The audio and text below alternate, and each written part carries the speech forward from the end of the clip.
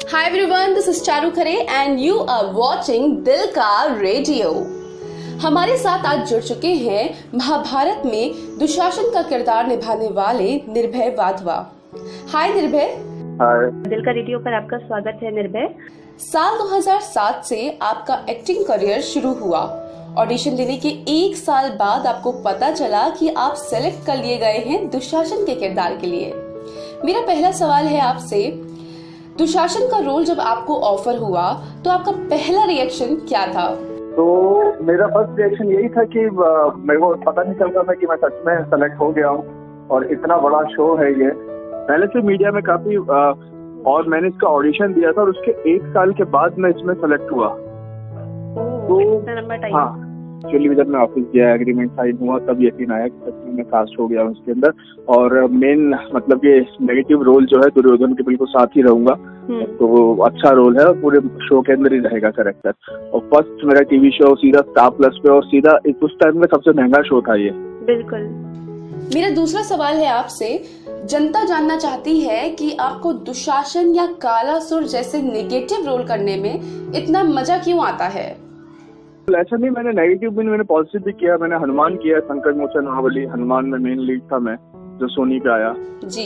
Basically मेरे को ज्यादातर क्या है, माइथो के अंदर पर्सनैलिटी के हिसाब से आपको रोल ऑफर किए जाते हैं। हनुमान तो मैं कई बार बना हूँ इसके अंदर। गणेशा के अंदर मैं हनुमान बना हूँ। ट्रैक आया था जो गणेशा विघ्न हरता गणेश चल रहा है सोनी पे। जी बिल्कुल।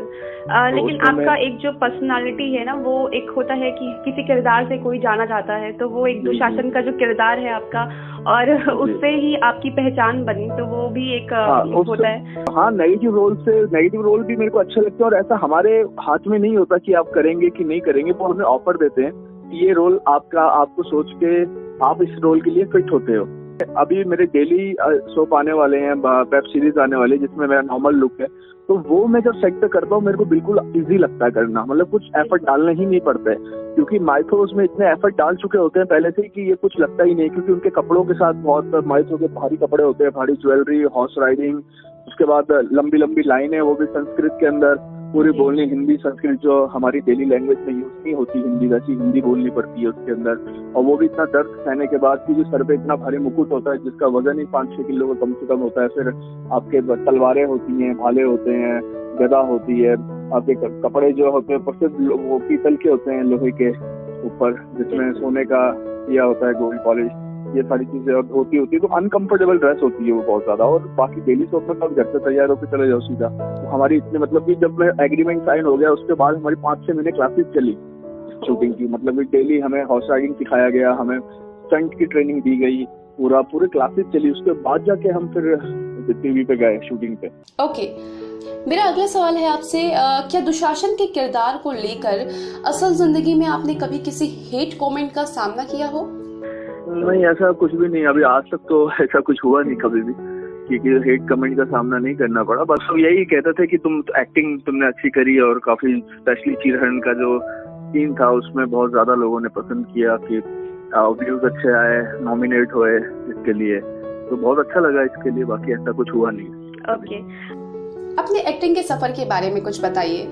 हमने दुशासन को देखा है, हमने बजरंगबली के रूप में आपको देखा है, हमने आपको हकीम खान के रोल में देखा है। अब हम निर्भय वाधवा के बारे में कुछ जानना चाहते हैं। एक्टिंग करियर मैं जयपुर से बिलोंग करता हूँ। मैं 2007 या 8 की बात होगी कि मैंने फर्स्ट टाइम रैंप शो किया था जयपुर के अंदर। तो वहाँ से मेरा करियर, वहाँ से मेरे को शौक चढ़ा और मेरा एक्टिंग फील्ड में थोड़ा ज्यादा इसमें था कि मतलब स्कूल गेम्स हो गए, एक्टिंग हो गई, इन चीजों के अंदर मैं थोड़ा ज्यादा घुसा रहता था। तो अब डायलॉग बोलना लेकिन मेरे से याद होती नहीं थी लाइनें कभी भी, क्या है क्या नहीं है। और ना इतना फैमिली से साउंड थे कि भाई बहुत ज्यादा सीधा बॉम्बे जाओ, घर लो, वहाँ पे रहो और एक्टिंग करो, क्लासेस अटेंड करो। क्योंकि उस टाइम पे भी लाखों रुपए के कोर्स होते थे बड़े बड़े यहाँ पे, रोशन तनेजा और ये सारी चीजें, बड़े बड़े किशोर नमित कपूर क्लासेस लगती थी, बहुत सारे पैसे चाहिए होते थे, उतने थे नहीं। तो अब मेरा इंटरेस्ट एक्चुअली क्या है, मैं पहले जिम में चला गया, एक्सरसाइज के अंदर मेरा इंटरेस्ट बहुत ज्यादा हो गया। मतलब कि मैं गार्डन में लोग देखता था, लोग भागते हैं, एक बॉडी बिल्डर आते थे वहाँ पे, वो जॉगिंग करते थे, तो उनको देखते, उनको सब लोग देखते थे कि अच्छी बॉडी है ये वो। तो उनके चक्कर में मैंने देखा, पूछा, बात करी, तो उनमें थोड़ा फिर को राय दी फिर उन्होंने मेरे को अपने जो उनके जो गुरु हैं, जो बॉडी बिल्डर इंस्ट्रक्टर हैं जो उन लोगों के, तो उन्होंने मेरे को उनसे मिलाया, मैं उनसे मिला। फिर मैं एक्सरसाइज करना घुस गया, तो मैंने अच्छी बॉडी उनके अंडर रहा, तो अच्छी बॉडी बनाई, तो ठीक ठाक सा हो गया। फिर मैंने गोल्ड में नौकरी करना लग गया जयपुर के अंदर एज ए ट्रेनर। वहाँ मैंने नौकरी करी, तो वहाँ से मेरे को लोगों ने बोला कि तुम ठीक दिखते हो, तुम्हारी हाइट बॉडी अच्छी है, तो बॉम्बे में ट्राई करो। तो मेरा वापस वो कीड़ा आया कि नहीं यार अब करना चाहिए, थोड़ा कोशिश करते हैं, क्योंकि 5-6 हज़ार की सैलरी से तो गाड़ी चलेगी नहीं। उस टाइम पे मेरे को ये इतना ही मिलता था, पूरे 12 घंटे नौकरी करके 5-6 हज़ार रुपये मिलते थे, वो भी चेक से। और जो एक प्रोटीन का डब्बा आता था, मुश्किल था उस टाइम पे, तो उसने में सारी वो निकल जाती थी सैलरी। बाकी तो मम्मी पापा देते थे पैसे खाने पीने रहने के। तो मैंने बॉम्बे में आने का सोचा, फिर बॉम्बे में आया, स्ट्रगल भी करी, आया गया तो बहुत बार मैंने किया, लेकिन कुछ बैठा नहीं।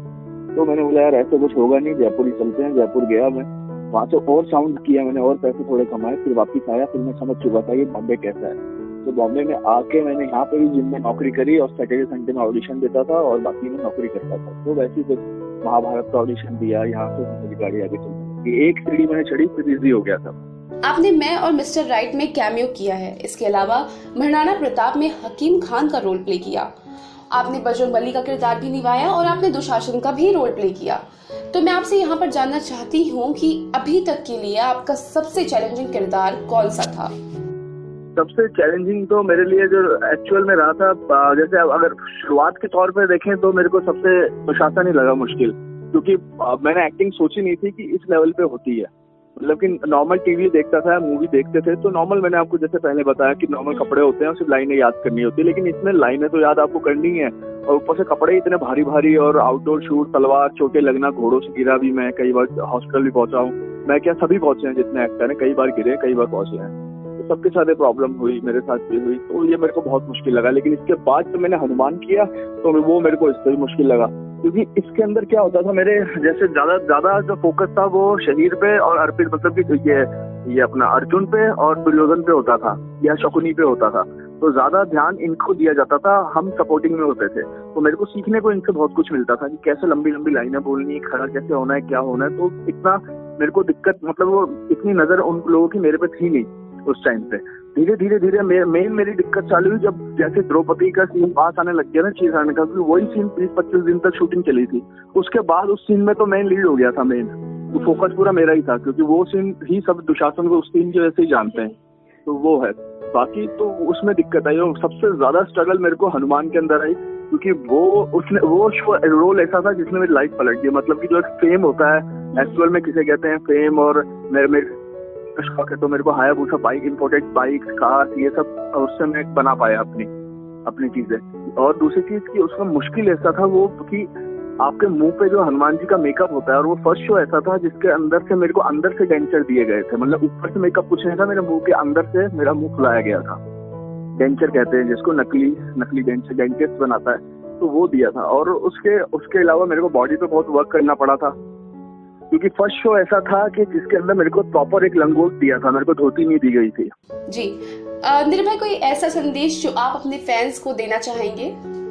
इस टाइम पे यही कि सब अपने घर में रहें और पॉजिटिविटी अंदर सोचें, सब बहुत जल्दी ठीक हो जाएगा, होने ही वाला है। सब इतना साथ दे रहे हैं कि देखा जा रहा है कि दूसरे देशों से बहुत काफी हम ठीक हैं, और लोग भी हमारे प्राइम मिनिस्टर जी की बातें मान रहे हैं कि सब घर में हैं, ज्यादा भीड़ भड़ाके नहीं कर रहे हैं। तो बहुत जल्दी हम इस वायरस पे काबू पा लेंगे। और अब ये जो टाइम आपको मिल रहा है अपने फैमिली, जो वो लोग बहुत सुखी हैं जो अपने घर पे हैं, तो ये बहुत अच्छा टाइम है अगर आप घर में रह रहे हैं तो। और इसको पॉजिटिविटी से लें कि अपने फैमिली को ज्यादा टाइम दें, और भगवान को थैंक्स बोलें कि कोई बात नहीं, बहुत जल्दी निकल जाएगा इस समय। और कई लोग हैं जो ऐसा सोचते हैं कि लाइफ खराब हो गई, बंदे हुए हैं, डिप्रेस हो रहे हैं कि अब क्या करेंगे। डरे नहीं, सबके साथ हो रहा है, और बहुत जल्दी हम इस पे विजय प्राप्त करेंगे।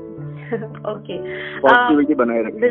बिल्कुल। बहुत अच्छा लगा आपसे बातचीत करके, और दिल का रेडियो पर चारू खरे के साथ जुड़ने के लिए आपका बहुत बहुत शुक्रिया। थैंक्स।